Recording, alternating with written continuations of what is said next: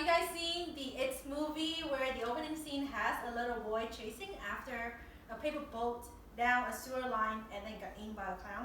Well, today I will show you how to fold a paper boat, but there will be no clown, I promise. So when I was growing up in Vietnam, we had to take origami as a class, and we will get graded on it.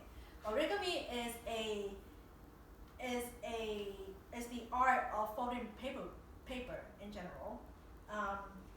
In Vietnam, if you're asking any Vietnamese, you will know that they will know at least one type of origami to fold. There are two main steps in folding paper boat, and today I will show you how to do it. The first step is find the type of paper, the size and the shape, and then follow instruction and do it. And there will be a third step, but that's optional, and that's decorating and preserving. Now, allow me to show you how to fold paper boats. First, we have to decide the size and shape and the type of paper to use. For the simplicity's sake, I will be using photocopy paper that you can find at hand at anywhere. It's 8.5 inches by 11. It doesn't really matter the size, as long as you have a rectangular shape, you'll be set. Let's say if you don't have photocopy paper, you can use noble paper, you can use a dollar bill, that's how I built this one. Or you can go and purchase the Japanese origami book, where they have pre-made paper that you can tear apart, and you can tear apart and then cut them out into a rectangular shape like this.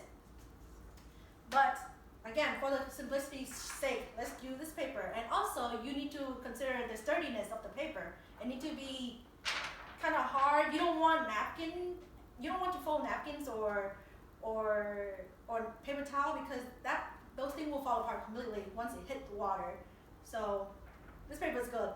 If you want it blue, use blue paper. Use blue construction paper. And if you don't have blue paper, then call it blue and then start folding. Now that we have decided what kind of type of paper to use, let's move on to the actual folding part. Okay? So I will use this paper instead, because I already marked it ahead to show you guys. It's easy to demonstrate where to fold and such. First, you need a flat surface, and then you fold the paper in half. You have to fold it in half hamburger style, or aka as known as the lengthwise. So what you do is you fold the two corner and meet at the middle line. That should be invisible for you guys, but here again, I marked it so you guys can see.